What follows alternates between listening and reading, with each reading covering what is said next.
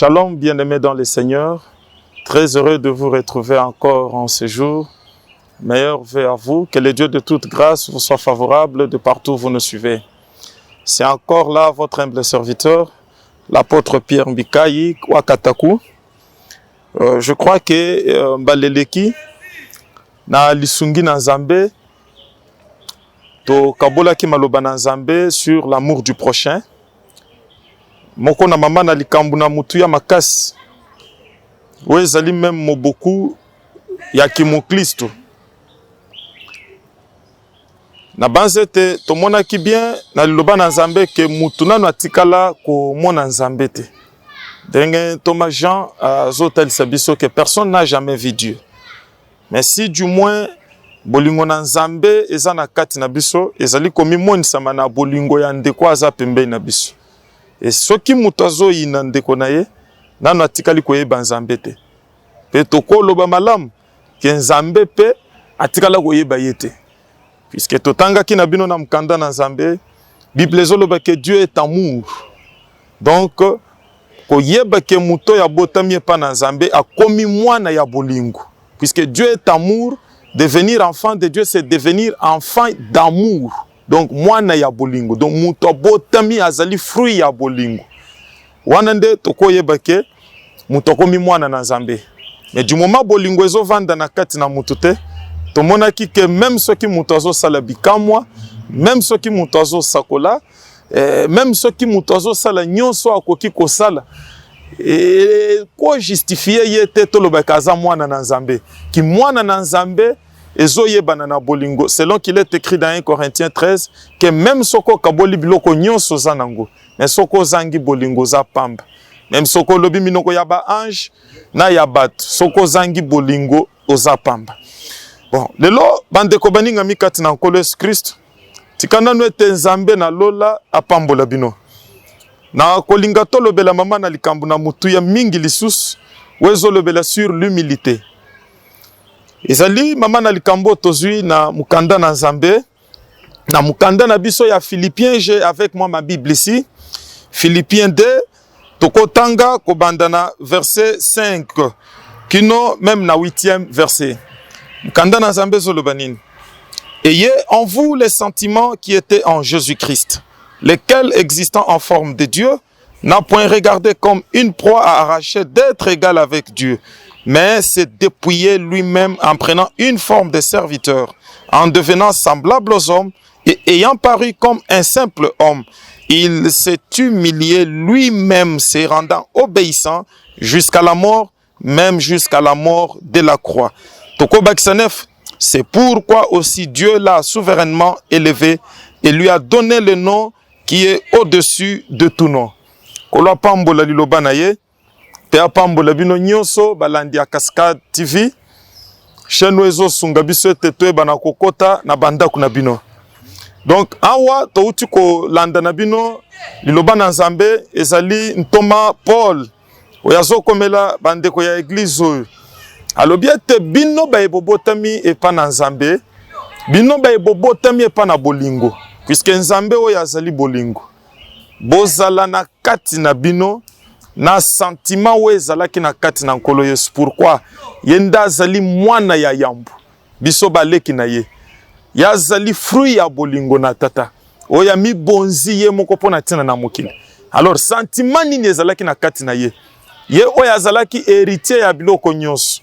Ndenge boyebi malamu liloba na Nzambe zoloba ke papa chaki nyonso na kati na loboko na ye, pe pona tina na ye. Pamba te selon Colossiens, Bible zoloba ke biloko binso bikelamaki na ye, pe pona tina na ye.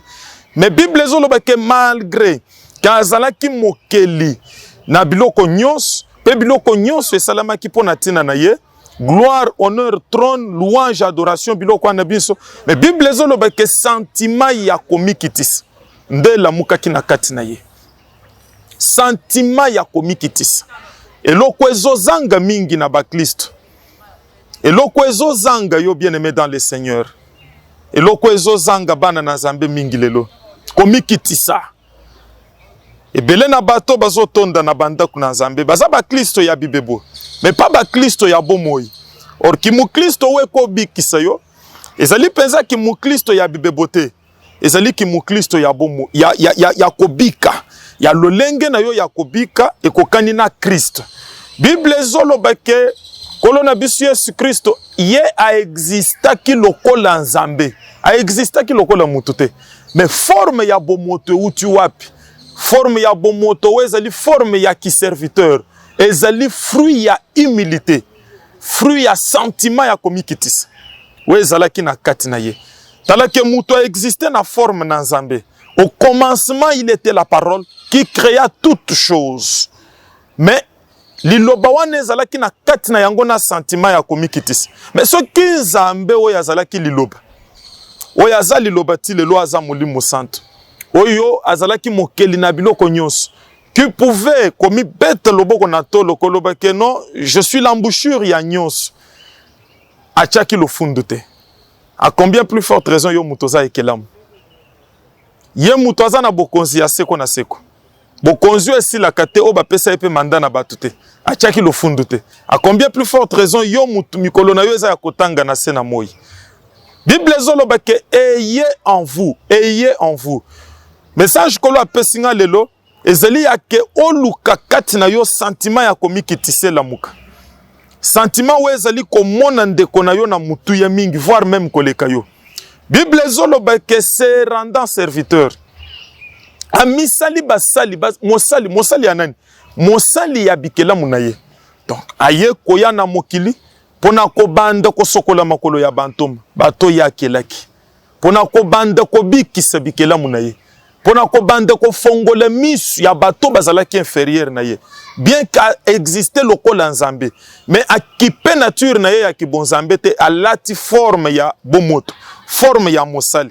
Est-ce que lelo yo mutoza na kiti ya bokonzi ya ki ministre, yo mutoza li bishop, yo mutoza li directeur, yo mutoza député. Et ko yela yo ya kolata sentiment ya ki mosali. Komona ke ba petit peuple bazana se ba cause la supérieure na yo. Oye ba na ko rendre bango service le lenge longo bami. Ezali mwa pasi mingi bandeko. Pona komona bato bazote ya mamikolo nyonso, okoyoka ndeko azo critiquer mutu nzamba tomboli. Zo critiquer mutu nzamba tomboli. Okoyoka zoloba ke atanga wapi? Aza mwana ya nani? Yo lingaki atanga wapi? Po koma mukonzi. Selon yo. Olingaki atanga wapi? Do pona yo. Mamo ya zo boko la bana na ye. Na mbongo ya mapa. Ako koma na ministre na ndako na yete. Nani ayebisaki yo? Ke po muto koma président de la République. Muto koma ministre. Il faut azala mwana ya ministre lisusu. Mais bokonzi zo ute pa nani? Puisque yo za muklisto. Bokonzi zo ute pa na nzambe. Zamba zo tombola na putulu. Azo vantsa na bakiti ya batu minene. Zamba zo zope likolo azo kitsa na se. Daniel ayebisaki na Nebuchadnezzar ke soko reconnaître que likolo na yo autorité mususu ezate okolia na zamba. Nzambe muto tombolaka. Mais okomona mukristo azo mibenga mwana na nzambe. Azo critiquer mutu nzamba tomboli wa atangi wapi? Yo lingaki atanga wapi? Wezali sentiment ya lolendo. Sentiment ya lolendo ezali kosala ke muto perdre position na ye ya malamu. Bible ezoloba ke Lucifer oyo azalaki ange de lumière, azalaki bien positionné na lole. Mais l'air lolendo la mukaki ye. Lolendo eye kotindika ye amona ke azali likolo na nzambe. Abandi guerre contre Michael. Akotisi guerre na lole, bien kayebaki ke akoganye te. Orgueil ezali kotindika batu mususu na ko affronter batu nzamba tomboli. Bien ke bayebi ke bakozala ba perdant. Mais à cause ya sentiment ya lofundu, okomona bandi ko attaquer mokonzi ya mboka, abandi ko attaquer batu nzamba tomboli, abandi ko attaquer papa nzamba pamboli. Tout ça pourquoi? Puisque sentiment ya orgueil la muki na kati na ye. Ce n'est pas que makambozo le beza ya solo. Ce n'est pas que bitumbazo déclenché à kolonga yango, mais c'est juste que le fundu nde ezo ya ko compliqué. E boye bisor ya orgueil we la mukaki na kati na Lucifer. Et commissaire Satan le diable, le serpent ancien. Et commissaire Satan le diable, le serpent ancien. Mais Bible ezoloba ke humilité. Et même qui kolo Yesu Christo tina liwa. Tina liwa. Liwa nin. Ya ekulus, liwa ya son. Et la Bible dit que c'est pourquoi Dieu l'a souverainement élevé. Donc, on a que clé ya élévation ya Jésus et ça la humilité. humilité nde mutu epesi ye nzela ke atombwama aya koyamba kombo weza likolo na bakombo nyonso omokili mobimba babolongo nyonso ezofukamela ye pe bibebo nyonso ezotatola ndenge tozoloba yango ke Yesu Kristo azali nkolo na nkembo na Yawe tata. Nini esalaki ke atombwama ezali komikitisa, ezali kozo forme ya kiserviteur. Lofundu ezotungisa batu mingi. Bible ezoloba ke Saul oyo nzamba atombola kina mukanda na 1 Samuel ndenge naza na Bible na ngana 1 Samuel 15 verset 17. Mukanda na Nzambe ezoloba ke Samuel ayebisaki ye na sima na ko désobéir na liloba na Nzambe. Ayebisi alobi Saul oyebi ke tango ozalaki muke na misu na yo Nzamba apesaki yo bokonzi pe libota na Israël. Donc ozomona ke Samuel azolié élévation ya Saoul na position ya motema na ye. Quand tu étais petit à tes yeux, n'est-ce pas l'Éternel t'a établi roi d'Israël? Donc, ce qui moutouazana nous mouké na misu na yete moyen Nzamba pakole mafuta bokonzi ezate. Nzamba zo pakole mafuta ya bokonzi na muto ya zo mimona kaza mouké. D'abord liboso na ye pe liboso na Nzambe. Mais yo déjà oso mitomboli. Oso matisi ba diplôme na yo tangi na États-Unis na France na Allemagne. Nzamba koya kosala nini? Yebisanga na Nzamba kosala nini na vino puisque Nzamba zo tombola bato baza na se. Mais yo déjà oso mitomboli. Pona yo vi muto zo gagner yango soki aza na ba diplôme ebele. Kasi ba diplôme epesa yo kasi musala epesa yo poste. Quand tu étais petit à tes propres yeux, Nzamba établir yo. Siko le roye munene. Omoni ko décider liboso na Nzambe. Nzamba zo déchirer bokonzi likolo na yo. Puisque awa Nzamba komo lo ba détruire Amalek, yo zo sala le contraire. Nzamba zo déchirer yango. Mais bien aimé dans le Seigneur, Nzamba pambola bino. Vous savez, humilité zali moko na mbumba ya molimo santo, wezali ko introduire yo directement na kati na bomo ya gloire. Batu mingi bazo luka Nzambe, et bien aimé dans le Seigneur, bazo kutana na yete. Bazo zolobi côté, c'est par manque ya komi kitis. Vous savez dans le livre saint, l'évangile selon Luc, je crois, dans le chapitre 19, dans le premier verset qui est dans le 10e, Bible ezobete le solo ya publicain, du nom de Zachée. Zachée est un homme riche. Bible ezoloba que notre merveilleux roi, le Seigneur Jésus-Christ, passait na kati na mboka na ye ya Jéricho. Ayoki sangu, ya que le Seigneur de gloire azoleke lao. Bible ezoloba que Zachée akimimbangu, puisque batu bazalaki mingi. Yo poko zaloki mimbangu pona koluka Nzambe malgré position na yo ya ki député mais zane loko moko ezozanga yo wesengeli ososola po kutana na Nzambe. Bible ezoloba ke Zachée le rakimi lokola azalaki mutu ya mukuse. Bible ezoloba ke Zachée aye kozwa ide ya kiamata na sycomore moko na banzete ya mineno eza na Palestine. Zachée a conjugué ba effort rebelle. Zachée matiti likolo na nzete. Bande ko nyonso bazo monela kolo en face na msusu bazo ya kokutana na kolo na makolo na ye mais Zachée yazo monela Jésus na libanzi. Zachée azo monela liloba na Nzambe na mutu. Zachée matili kolo liloba na Nzambe mais azoluka lobiko azoluka kutana na mutu. Et bien aimé dans le Seigneur, Bible ezoloba ke l'air kolo akomaki bisika Zachée azalaki kolo atelier alobi Zachée lelo ifona kota na ndaku na yo mais kitananu kitanan. Ozomona même yo. Oluki Nzambe na ba difficulté. Mais ozolukele ye wapi likolo. Okomi komonele loba na Nzambe wapi na se. Pona yo loba na Nzambe tikali na se. Mais en même temps ils en se, en même temps ozoluke biksa yo. Dans la situation ndenge zo c'est compliqué. Ozoluka Nzamba biksa yo. Ozoluka kutana na ye mais Nzamba za na se na yo. Yo za likolo na ye. Bible zoloba ke Zachée lera yoki elobeli na Nzambe, Zachée amisalisi akiti na lombangu. Même yo pe lilobo etindika yo na kokita. Yo mutoso mataki na motem. Oso mataki na lolenge na yo ya komona makambo. Kita ndeko kita kolo alingia kota na ndaku na yo. Kolo alingia kota na misala na yo. Nzambe na bomo ya lingia biksa yo. Bible zoloba ke lera Zachée akiti aye koyebisa nkolo alobi mokonzi nazwaki biloko ya bato na kokabola katikati na kopesa babola na kofuta batu ya nyongo. Donc ozomona que malgré za chama taki likolo, mais azalaki na problème na Nzambe. Ko kitana ye, il fallait harmoniser na Nzambe, amikit se liboso na Nzambe. Zacha ne pouvait pas s'humilier devant les gens, mais il s'est humilié devant Dieu. Le rakutani na Nzambe Zacha amikitisi. Zacha reconnaître qu'azali bandi, azali escroc.